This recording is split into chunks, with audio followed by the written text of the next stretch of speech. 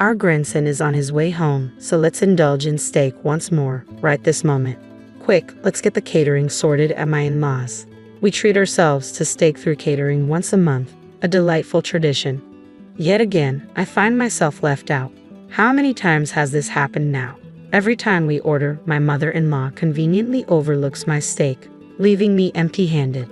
She's quite assertive, and I just can't seem to stand up to her. I suppose I'll have to endure it once more. Just when I was about to resign myself to the situation, Grandma's actions feel particularly unkind. My name is Raina, a 38-year-old housewife without any remarkable talents. I resorted to a matchmaking service to find my current husband, Craig. Marriage seemed elusive until I met Craig, who shared my passion for movies. Our bond blossomed over movie dates, leading to a smooth courtship and marriage. Initially kind, Craig's demeanor changed after our son was born. Two significant changes altered the course of our lives. Firstly, our son's intelligence soared, excelling academically far beyond his age. Despite his brilliance, he faced bullying at school and eventually stopped attending. Encouraged by a teacher, he now studies at Cambridge University in England. The second change was moving into my in-laws' house due to my husband's work relocation.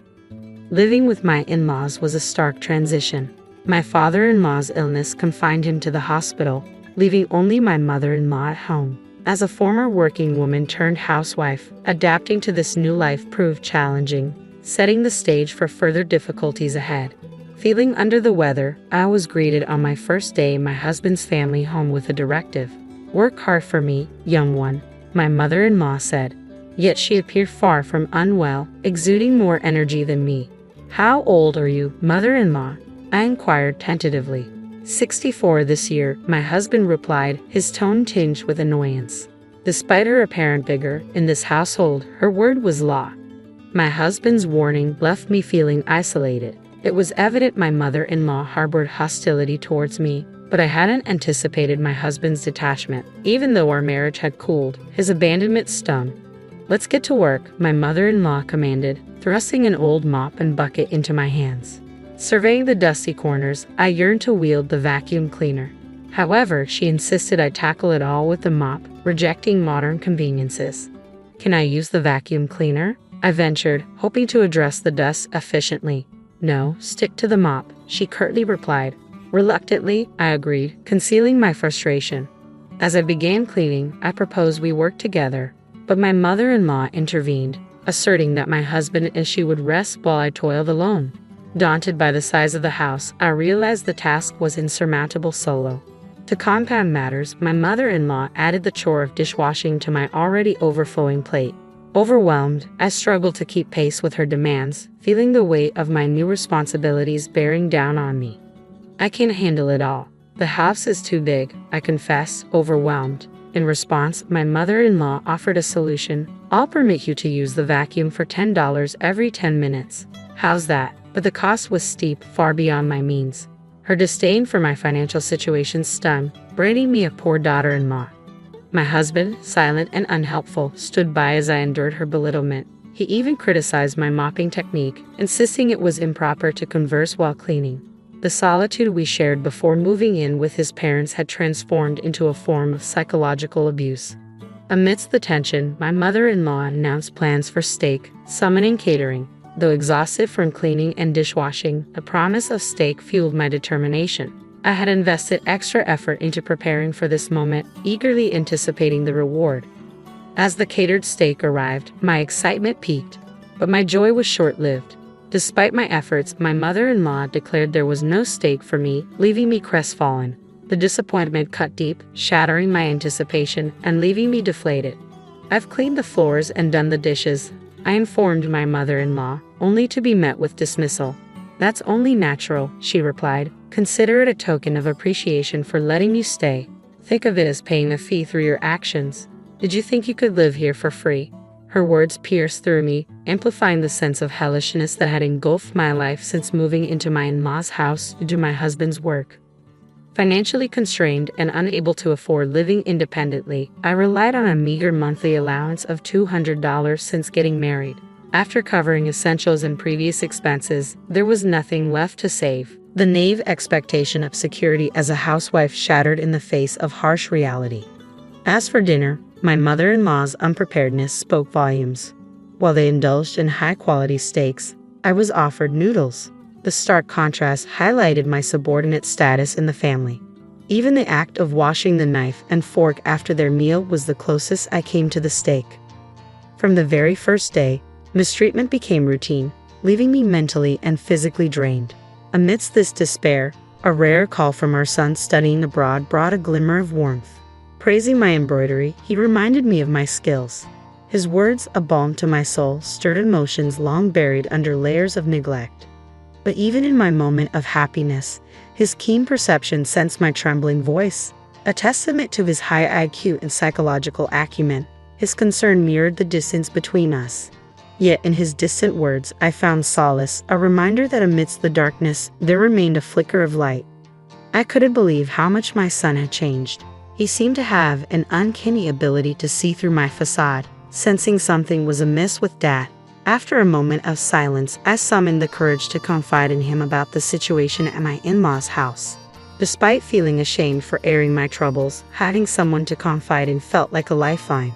"It's tough every day," I admitted, but he reassured me. "I'll come over once it's our vacation, and I've saved up some money from my part-time job," he promised, refusing to take no for an answer.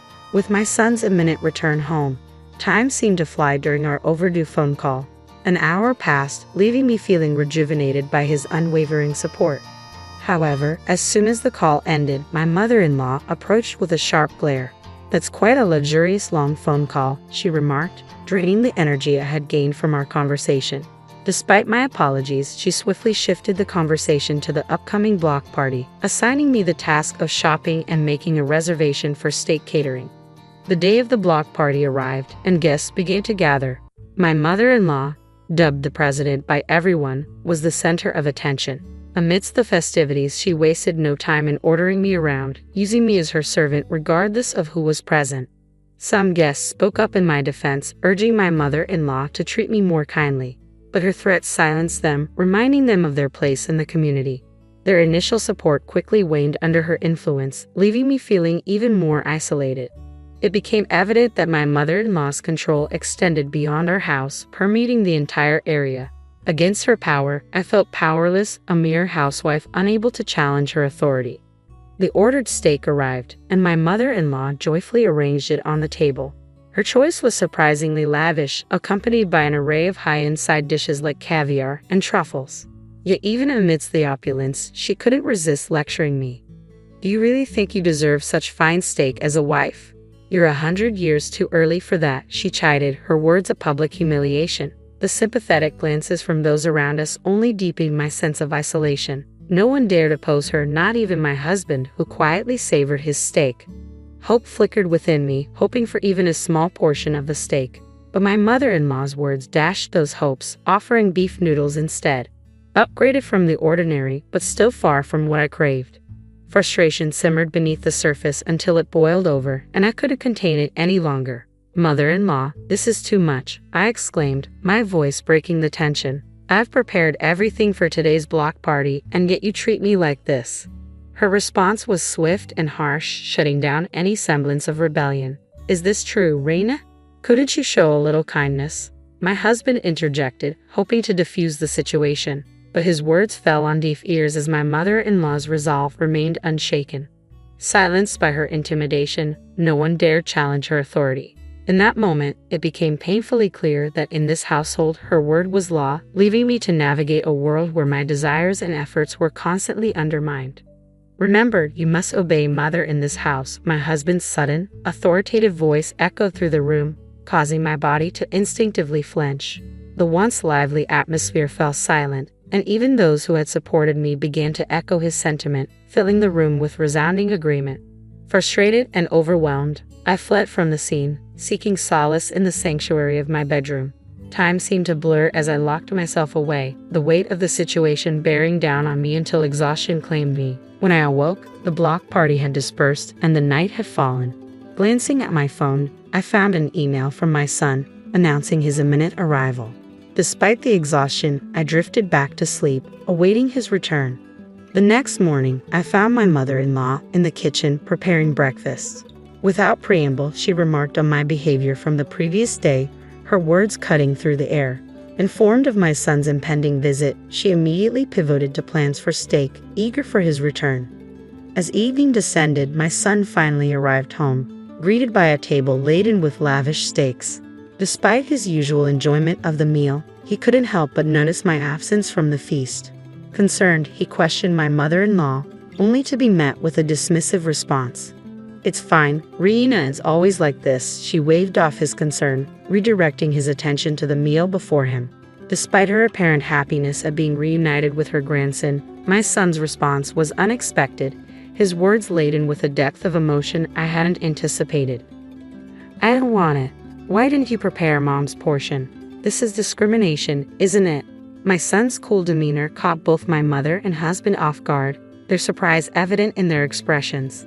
My mother-in-law, taken aback by his unexpected assertiveness, began to panic, denying any wrongdoing. "What did you hear?" "I didn't do anything," she stammered, but my son remained steadfast, unmasking her behavior with unwavering confidence. "You're always looking down on Mom, aren't you? People like that usually lack confidence or have nothing to be proud of, so they attack others to feel superior. It's a mean personality," he countered, his words piercing through her defenses. As my son continued to confront her, my mother-in-law found herself increasingly cornered, her usual tactics rendered ineffective against his insight. "That's true, isn't it? Everyone has an equal share of steak, but Mom has nothing." "This is clear discrimination," he asserted, his logic irrefutable. Normally, such confrontation would escalate into a fight, but my son's demeanor remained composed, far beyond his years.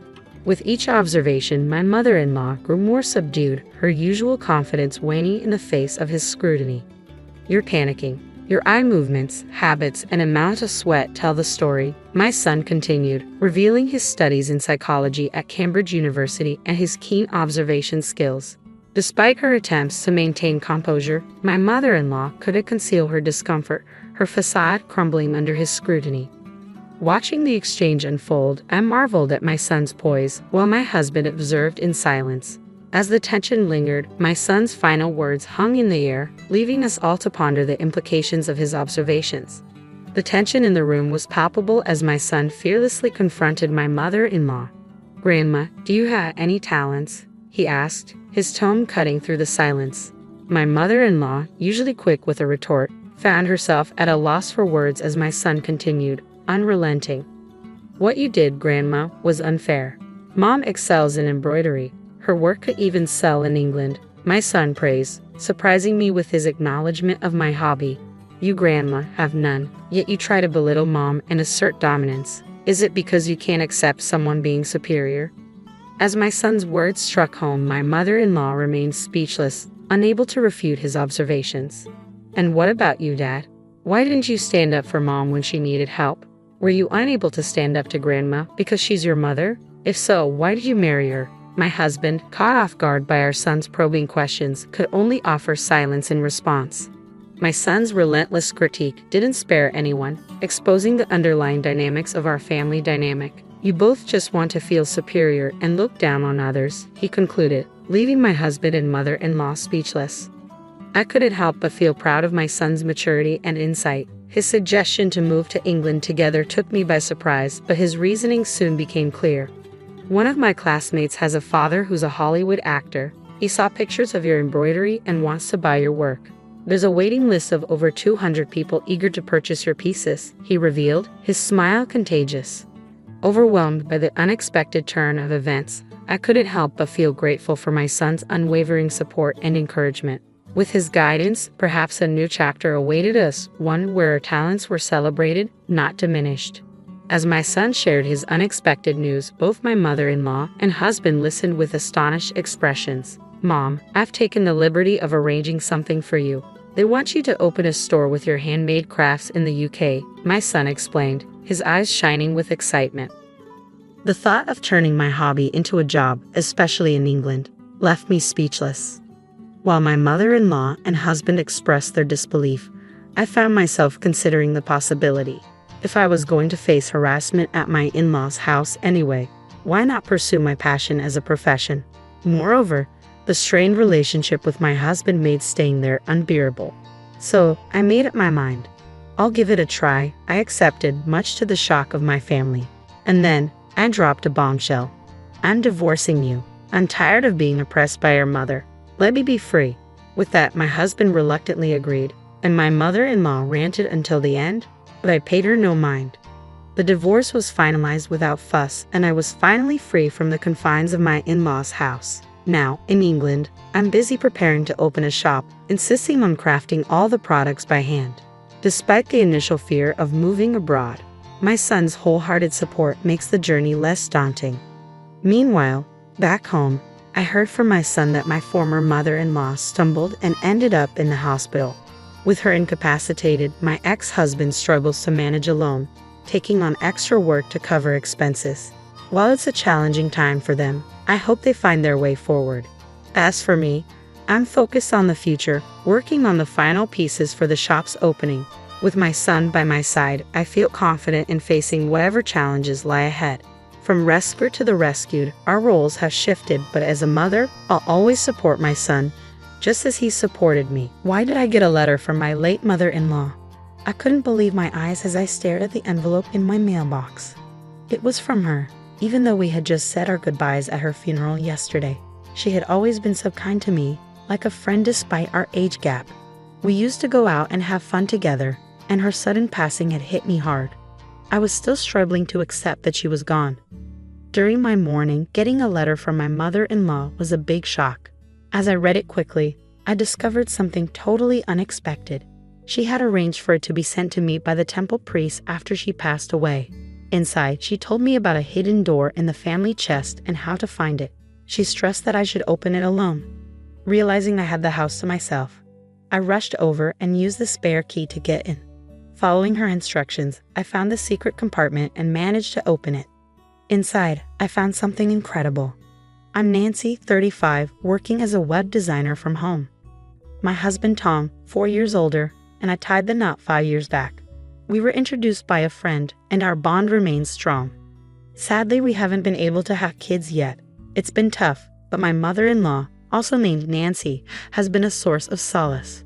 She always reassures me, saying there's no rush and suggests fun outings like trying out the new waffle place near the station. Her warmth and encouragement have eased my worries about not having children.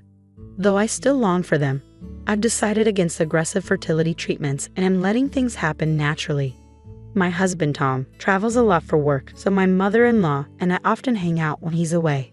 Despite our age gap, we've become really close, almost like friends. She lives nearby with my brother-in-law's family, who have 3 kids. But while my mother-in-law gets along with them, my brother-in-law and his wife aren't so friendly towards us because we don't have kids. Nancy, still no kids. We've got 3 wonderful ones here. Not having kids is disrespectful.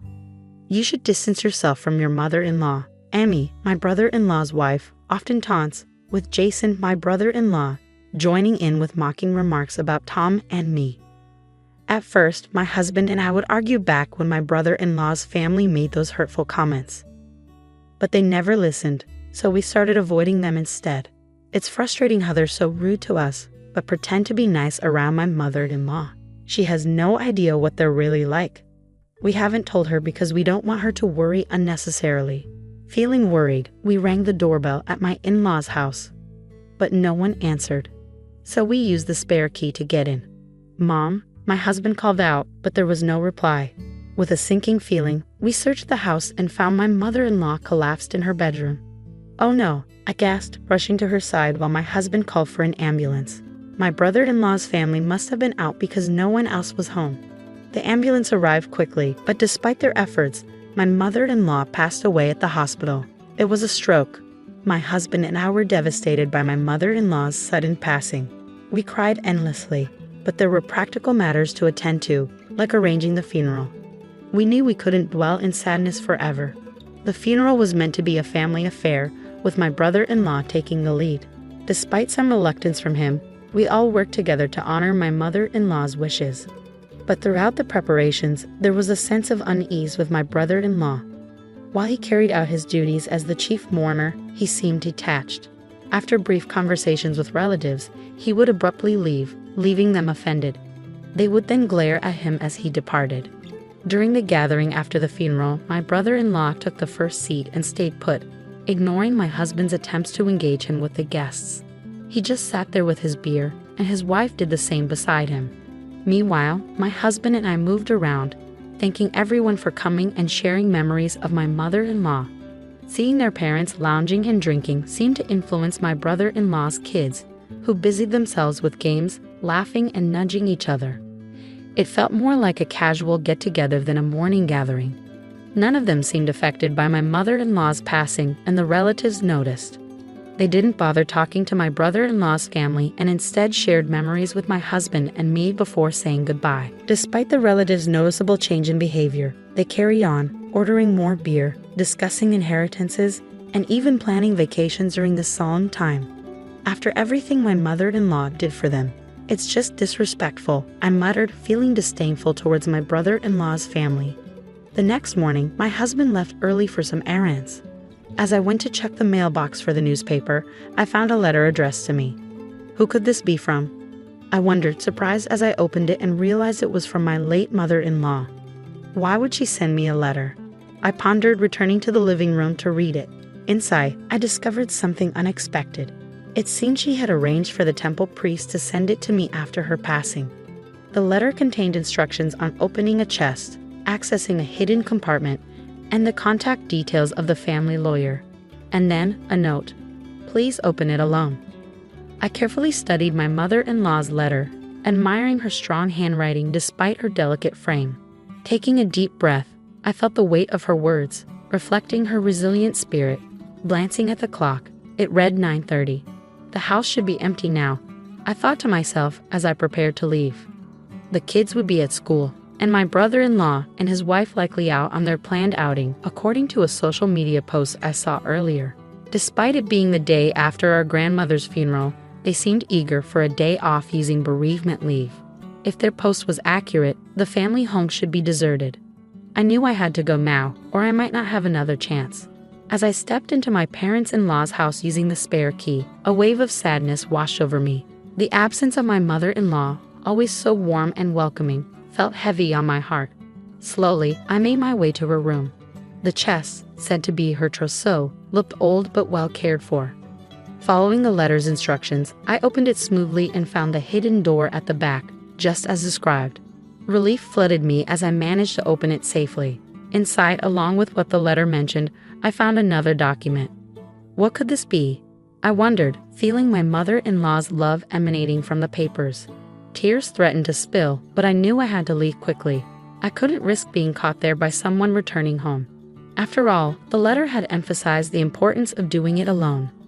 When I returned home with the documents, I reached out to the family lawyer mentioned in the letter to inform them of my mother-in-law's passing. Just as I was about to contact my husband and my brother-in-law's family to discuss gathering this weekend, an email from my sister-in-law arrived. It urged us to convene at my parents-in-law's house urgently for important news. What could she want to discuss? Despite feeling uneasy, declining seemed strange, so I accepted. That weekend, we nervously gathered at my parents-in-law's house. My brother-in-law and his wife wore smug smiles, and their children were conspicuously absent. As soon as we sat down, they presented a document, my mother-in-law's will. It bore her signature, leaving all assets to my brother-in-law and his wife. "You see, we inherit everything," my brother-in-law gloated, his laughter harsh. While my husband looked stunned, I quietly excused myself and discreetly brought in the lawyer waiting outside. "Who's this?" My brother-in-law and his wife sounded puzzled as the lawyer entered. Even my husband, unaware of the lawyer's presence, looked surprised. "This is the lawyer my mother-in-law trusted," I explained briefly. Gradually, confusion turned to anger on my brother-in-law and his wife's faces. "A lawyer? Why bring them here?" they demanded. "It's part of my mother-in-law's instructions. She wanted the lawyer to help draft the estate division agreement smoothly," I replied. They protested loudly, insisting they didn't need legal assistance. My brother-in-law slammed the desk, gesturing to my mother-in-law's will. "See, we have her will. We don't need a lawyer," he declared. The lawyer intervened calmly. "Are you sure your mother wrote this entire document herself?" My brother-in-law affirmed angrily, but the lawyer shook his head. This can't be recognized as a will. A holographic will must be entirely handwritten by the testator, he explained, pointing out inconsistencies in the document. The handwriting looked familiar, but the rest appeared to be printed, likely from a computer. The room fell silent as my brother-in-law reached for the will in front of him. But no matter what he did, the content remained unchanged, neatly printed in Gothic font. Huh? Suddenly, my husband pointed out something strange. Why is the back of the paper so clean? I examined it closely and noticed a discrepancy. The handwriting in the signature section was different from the rest.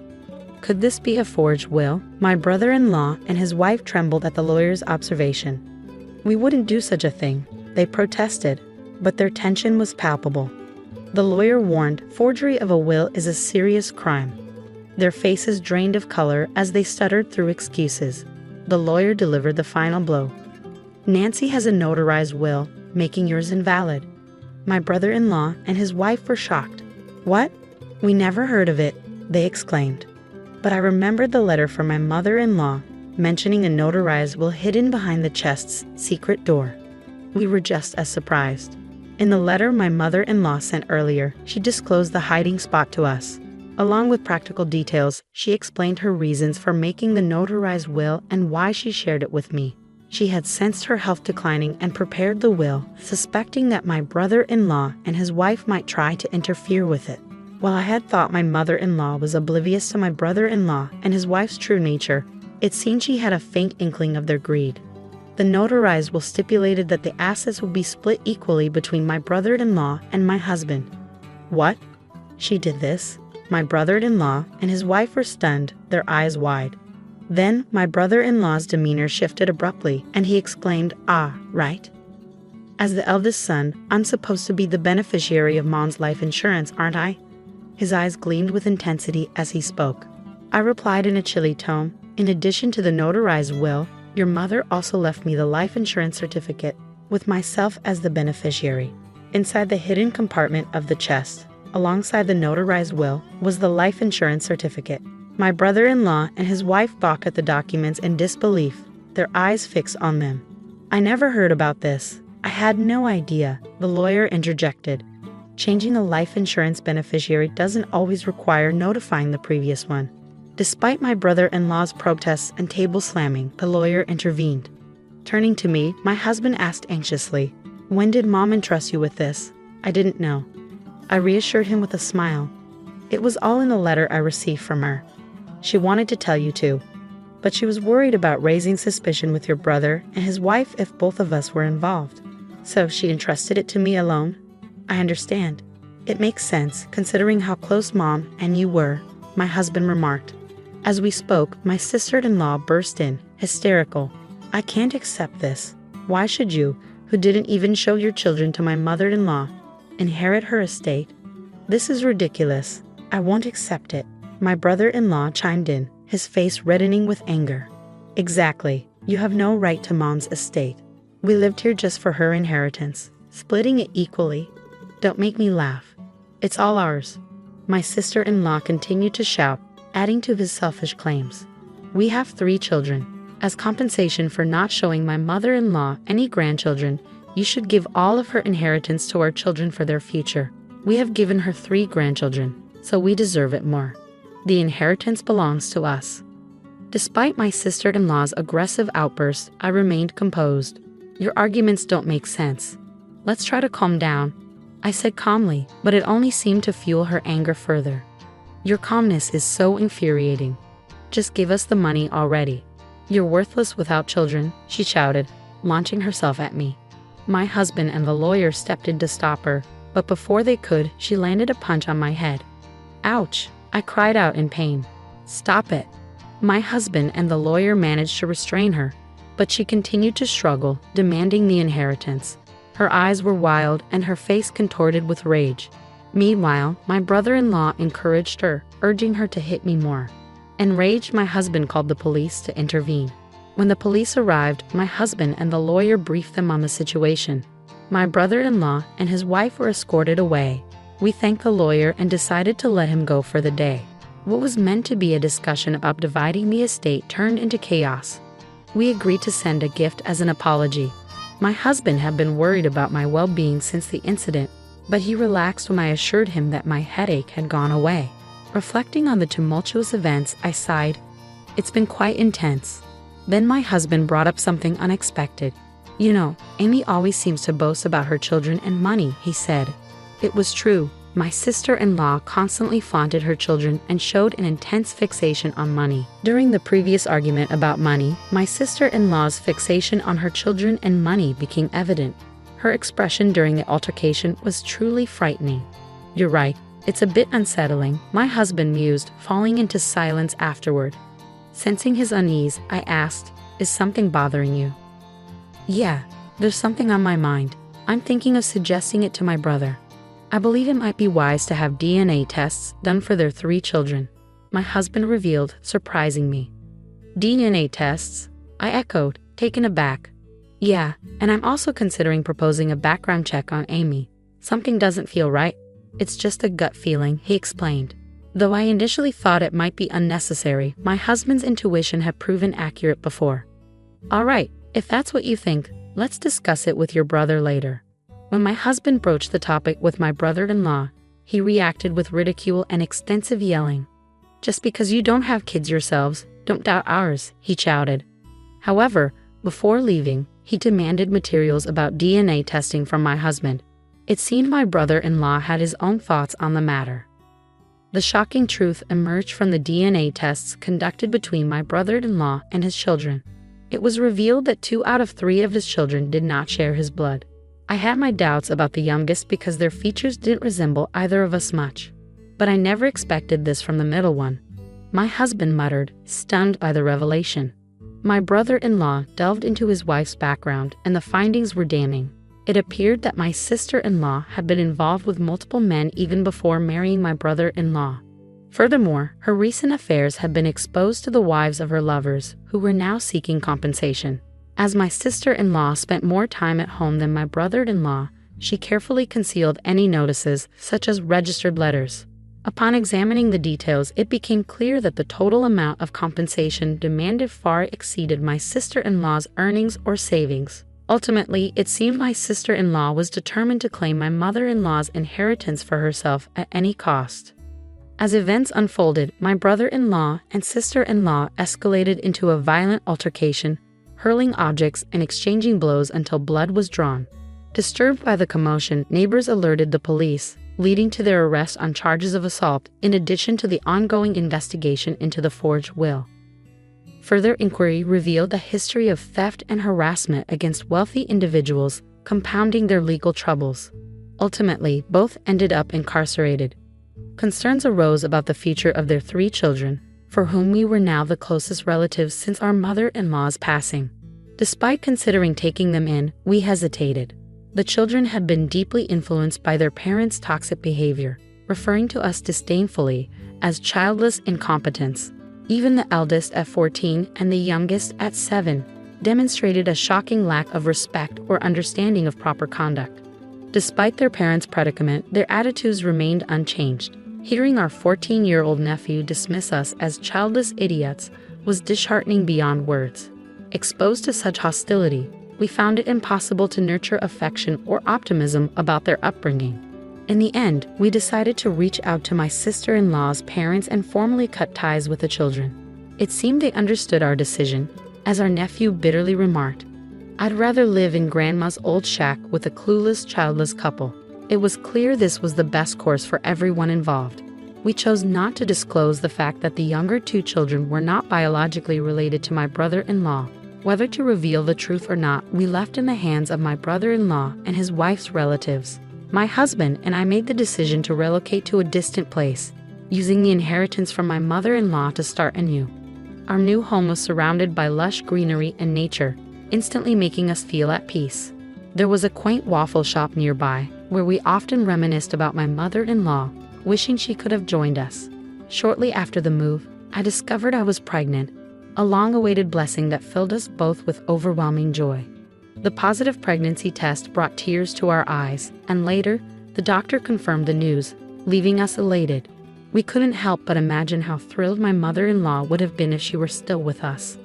In addition to the pregnancy, the entrepreneurial venture I had been quietly planning was also progressing smoothly. My husband and I worked diligently, anticipating the arrival of our child and cherishing each day filled with happiness.